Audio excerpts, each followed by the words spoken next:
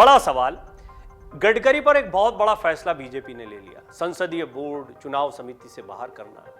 गडकरी जो कि बहुत बड़ा कद रखते हैं भारतीय जनता पार्टी में, और सिर्फ इतना ही नहीं, वो संघ के भी बहुत करीब है। ऐसे में संघ ने चुप्पी क्यों साधी? क्या संघ की सहमति से ये फैसला हुआ है? क्या संघ इस पर चुप्पी साधे हुए है? क्या संघ इस पर कुछ कहने वाला है? ऐसे बहुत से सवाल मन में आते हैं। इनके जवाब जानने की कोशिश इस रिपोर्ट में करते हैं। नितिन गडकरी निश्चित तौर पर राष्ट्रीय स्वयंसेवक संघ के सबसे भरोसेमंद सिपाही और दुलारे कहे जाते हैं, ये कहना गलत नहीं होगा। खाकी नेकर में संघ के कार्यक्रमों में नितिन गडकरी की तस्वीरें आपको हर बार दिख जाएंगी। तो फिर आखिर संघ अपने इस सिपाही को मझधार में कैसे छोड़ सकता है, या क्यों छोड़ दिया, ये सवाल भी खड़ा होता है। नागपुर के सांसद का संघ से नजदीकी होना ये समझ में भी आता है, क्योंकि नागपुर में ही संघ का मुख्यालय है और ऐसे ही शुरुआत हुई थी नितिन गडकरी की। इसके बाद भी पार्टी में कद कैसे घट गया, ये सवाल जरा गहरा गया है। आरएसएस ने अपने इस मजबूत कार्यकर्ता के ऊपर से क्या हाथ उठा लिया है, ये सवाल भी गहरा गया है। गडकरी की कुछ टिप्पणियां हैं जिससे संघ भी असहज हो गया, ऐसा कहा जाता है। तो पहला कारण तो ये समझ लेते हैं कि क्या संभावित कारण हो सकता है संघ की चुप्पी का। माना यह जा रहा है कि नितिन गडकरी की टिप्पणियों से संघ भी असहज था। गडकरी के बयानों को पकड़कर विपक्षी बीजेपी पर कई बार निशाना साधते रहे। संघ ने गडकरी को अपने बयानों को लेकर आगाह भी किया था, ऐसा भी कहा जाता है। पर ऐसा लगता है कि गडकरी ने संघ के सुझाव पर ध्यान नहीं दिया। दरअसल आपको यह समझना होगा कि नितिन गडकरी की सियासत का अपना अंदाज रहा है। वो हमेशा अपने बयानों को लेकर चर्चा में रहे हैं। वो कई बार ऐसे बयान दे देते हैं जिस पर बीजेपी के बड़े या दिग्गज नेता भी कोई जवाब नहीं दे सकते, क्योंकि खुद नितिन गडकरी एक दिग्गज नेता है, एक बड़े नेता है। उनके बयान पर कोई क्या कहे, पार्टी प्रवक्ता इस पर कोई स्पष्टीकरण नहीं दे सकते। तो नितिन गडकरी का ये कद है कि पार्टी में कोई उनके खिलाफ नहीं बोलता। अलबत्ता कई बार विपक्ष उनके बयानों को उठा लेता है और बीजेपी पर निशाना साधता है। सत्ता हथियाने का हथियार मात्र राजनीति रह गई। उदाहरण के लिए एक छोटा सा बयान है। सत्ता में वो खुद हैं, उनकी पार्टी है, और जिस समय पर ये बयान देते हैं तब महाराष्ट्र में सियासी गर्मागर्मी चल रही है। पार्टी पूरी कोशिश कर रही है किसी तरह सत्ता में आ जाए, और इस तरह का बयान आता है। तो पार्टी लाइन के बाहर क्या उनके बयान रहते हैं जिस पर नाराजगी है, ये भी एक बहुत बड़ा सवाल है। संघ का ऐसा मानना है, ऐसा कहा जा रहा है कि कोई भी नेता चाहे किसी भी कद का क्यों ना हो, वो पार्टी लाइन के बाहर जाकर बयान नहीं दे सकता है। बीजेपी के कुछ सूत्रों ने बताया कि गडकरी सार्वजनिक रूप से नहीं बल्कि निजी रूप पर भी पार्टी लाइन से बाहर जाकर बयान दे देते थे। इससे पार्टी के लिए मुश्किल हो जाती थी। ये बात सही है, उनके एक नहीं दो नहीं ऐसे कई बयान हैं जिनको लेकर ये कहा जा सकता है कि उनके बयान बीजेपी के नेताओं को असहज कर सकते हैं। पीएम मोदी से मनमुटाव ने क्या आरएसएस से उनके समीकरणों को बदल दिया?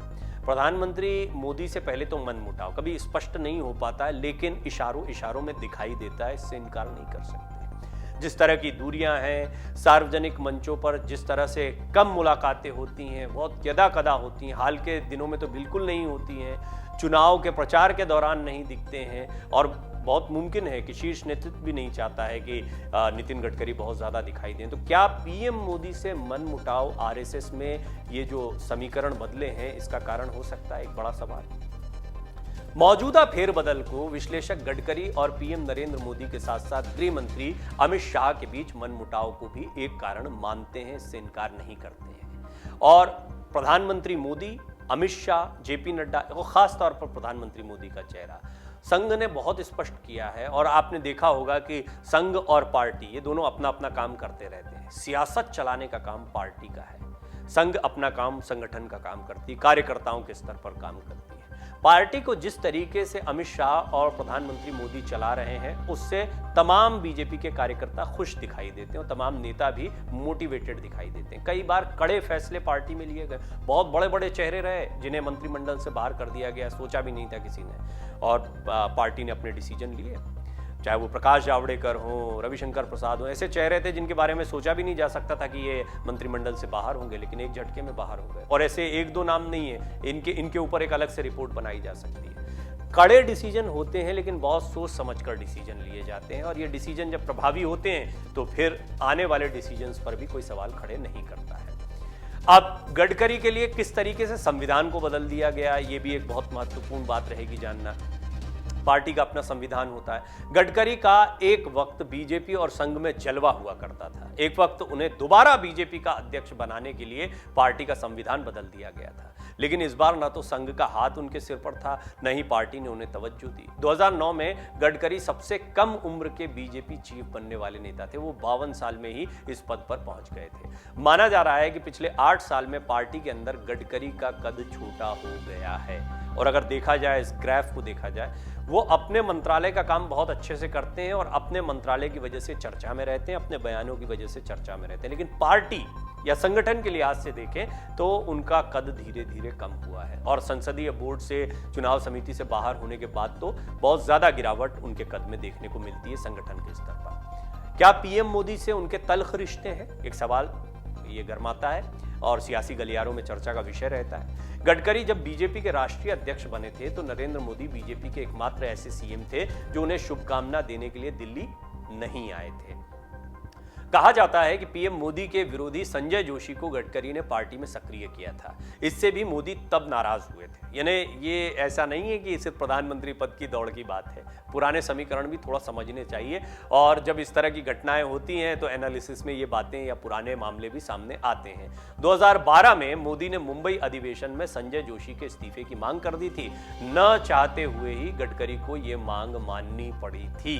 तो क्या ये तल्खी उस समय से चली आ रही है जो अब बहुत बढ़ गई है और अब पार्टी में प्रधानमंत्री मोदी का कद कुछ और है, उन्हें किसी से कुछ मांगना नहीं है? तो क्या गडकरी धीरे धीरे पार्टी में हाशिए पर जा रहे हैं? ये बड़ा सवाल है। और दूसरी महत्वपूर्ण बात जिस पर हमने पहले भी बात की कि गडकरी के बयान उन्हीं पर भारी पड़ जाते हैं। गडकरी सियासत को लेकर कहते हैं, गडकरी राजनीतिक संन्यास को लेकर बातें कहते हैं, गडकरी कांग्रेस को मजबूत करने की बात कह देते हैं, जबकि कांग्रेस मुक्त भारत का नारा लगातार बीजेपी देती रही है, क्षेत्रीय दलों के खत्म होने की बात कहती रही है। और ऐसे समय पर गडकरी कहते हैं कि कांग्रेस को मजबूत होना चाहिए, नहीं तो क्षेत्रीय दलों की ताकत बढ़ती जाएगी। और क्षेत्रीय दलों की ताकत जैसे जैसे बढ़ रही है, विपक्ष कमजोर हो रहा है। मजबूत लोकतंत्र के लिए मजबूत विपक्ष का होना जरूरी है, इसलिए कांग्रेस को मजबूत होना चाहिए। एक ऐसे समय पर जब कांग्रेस को लगभग पूरी तरह से खत्म करने के प्रयास चल रहे हैं, तो अजब गजब बयान देते हैं गडकरी और उनकी मुश्किलें बढ़ जाती हैं। इससे हाल में जो मुश्किल बढ़ी है, इसको मुश्किल कहें ना कहें, अभी थोड़े जल्दबाजी होगी,